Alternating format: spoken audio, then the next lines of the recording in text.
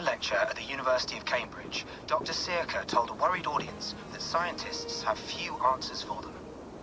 Since the mass coronal ejection of 2012, the strength of the Earth's magnetic field has increased by a factor of 50,000. This has resulted in huge disturbances in radio and satellite communications, dangerous bands of radiation around the poles, and as we can all see from our window, an aurora borealis that never burns away. Unfortunately, we are stumped as to why this is happening, and if we cannot find an answer soon, it may change the way we live, the way we communicate, even the way we evolve forever.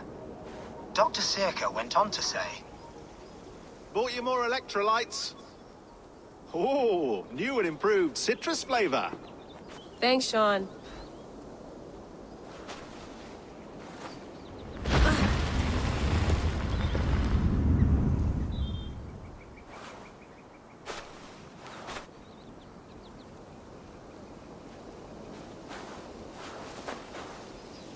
How do we fix this? How are you the key to everything?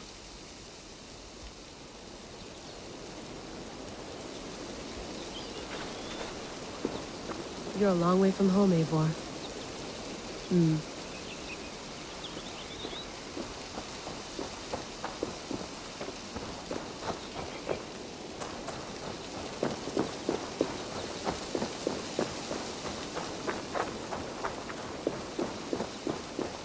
Did you get my tea?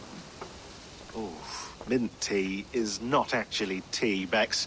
It's an infusion. It's really just dirty, minty water. I don't care what you call it, Sean. Did you buy any? Of course I did, love. Hey, sorry about pulling you out. The generator was sputtering. That's fine. I needed air. How is the Animus data stream? Comfortable? Felt pretty stable after a while. Good. Just give me a sec and you can jump back in.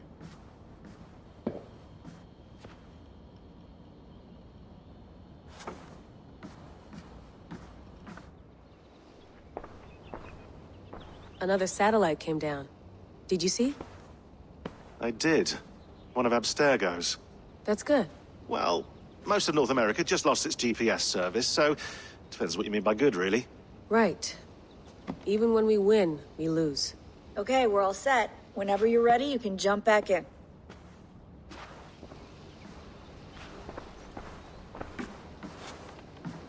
That's quite nice. Soothing. Let's have a look.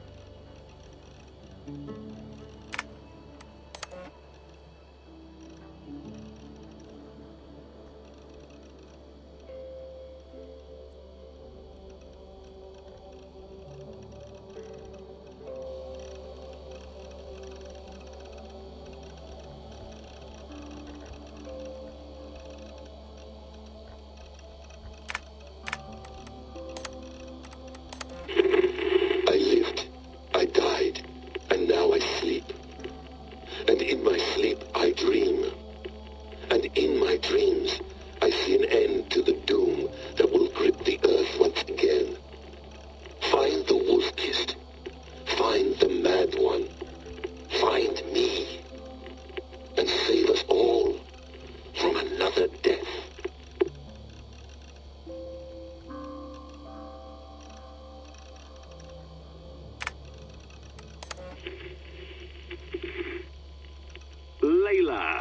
you might be interested in this. Conversations that Bex and I had with Desmond back in 2012. December, I think. Just, candid talks, that's all. We didn't square any circles or write any beat poetry. But he did have some interesting insights into his time in the Animus and what it means to be an assassin. Anyway, have a listen. You might find you and he had similar experiences, so, well, let me know what you think. Unless it's to tell me I sound like a total prat in these recordings. If that's the case, just say nothing. I mean, I did have a slight cold at the time I recorded these. That's probably why I sound odd. Anyway, okay, I'm done anyway, so turn off. Turn off. No, come on, Sean. Turn that thing off. Oh, hold on. I like what you said there. I want to get this for posterity. Say it again, nice and loud. Seriously? Sure, come on. If nothing else, it'll give me leverage with your old man. Ah, that's your angle. Nice. What I said was, I wish I hadn't been born into the Assassins. I wish I had chosen this life. Is that good enough? Sure, but why is that? Because choice is the central idea of our creed. It underpins everything, right? It's about free will. It's about seeing the evidence before you and saying, yes, this is what I want. Or, no, this isn't for me. But when you're born into a group like this, or any other, like I was, you get mixed signals. You get told over and over again, this is what we believe. These are the rules. This is reality. No deviation. And if you question it, oh, they look at you like you killed a puppy. That's hardly free will. It's a weird irony when free will is your central belief, but nobody wants you to believe otherwise. I don't know how to say it exactly, but I always thought there was something self-destructive about our creed. If free will is the most important moral guidepost we have, we should be free to ignore it. To choose submission, for example. You know what I mean? Like, we should be free to side with the Templars. If it's really my choice, I could do that. Right. It's almost self-refuting. A democracy could democratically elect a dictator or choose to get rid of democracy altogether. Within our creed is the seed of its own destruction. That's what makes it powerful, I think. And fragile. Right. The more freedom you have, the more risky it is, you know? Anyway, my dad has mellowed over the years, but he was strict when we lived on the farm. He ran a tight ship. I never got the impression that I was free to choose my path forward. Our creed, our tenets, they were drilled into my head. By the time I was a teenager, I was following these rules out of a sense of duty. This was just what we did. That happens to a lot of organizations over time. Stagnation sets in, you know? Hold on, I'll just set this here. Do you guys record everything we talk about? Not everything, but you've been using the Animus so much, I thought this was a good chance to learn some things about prolonged exposure. So I'm your guinea pig. No.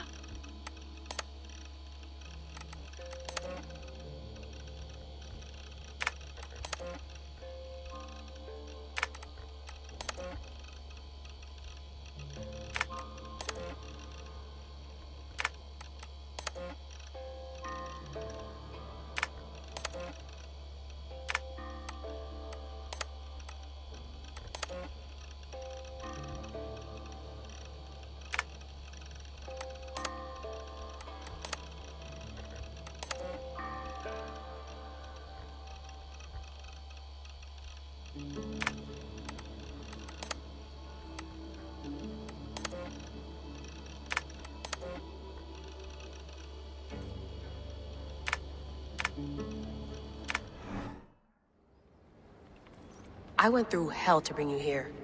It had better be worth it.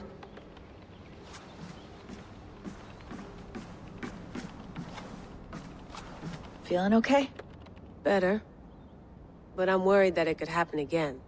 The two data streams. I can't promise it won't. I barely understand it myself. It felt like two minds, fighting over one brain. It hurt like a shotgun to the head. Right. There's something about this Viking's DNA sample that feels dense, noisy. Could it be the staff? Interfering somehow? How do you mean? My headaches, my temper. They started the day I got that thing. I hope you're not making excuses for, your friend. Jesus, no. I'm not. Sorry. Just take it easy. And if you feel yourself slipping again, let us know. I'm trying. I really am.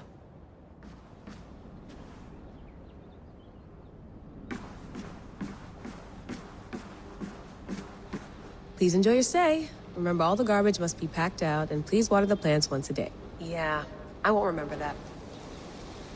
You gonna put this in the fridge, Sean? Of course. In half a minute. Remember, tomatoes go on the counter, not the fridge.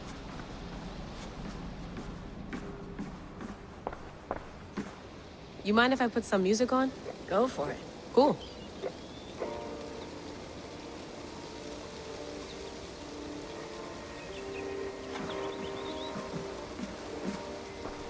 Hello, Layla. Sean, what do you make of the grave out there? Well, it overturns a few hundred years of scholarship about the first Europeans to set foot in North America. Apart from that, it's just a bunch of muddy bones, isn't it? Can we talk about this thing on my neck for a second? Ah, the mood stabilizer. Yes. It's not harmful, is it? I mean, I feel good, but I want to make sure there's no side effects. There shouldn't be. It's only blocking outside signals, a passive effect, so the staff doesn't, mess with you. Sean, what happened last year, I had no control over that. I tried to resist. I understand. And your old team, maybe they don't. But we've seen that sort of thing before. Still, if you want to work with us and get to the bottom of why the world is about to end for the second time in 8 years, then you wear that thing until we say otherwise. William's orders. I know. It's not a problem. It's just a few more weeks, yeah? Just until we figure this out. You're right. I know you're right. Sean has been busy.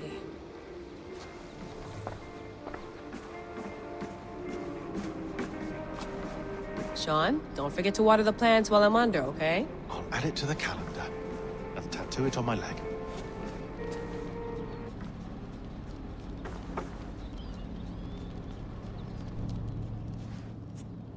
All right, time to go. Norway to England takes about a week by long ship, so I'll scrub ahead.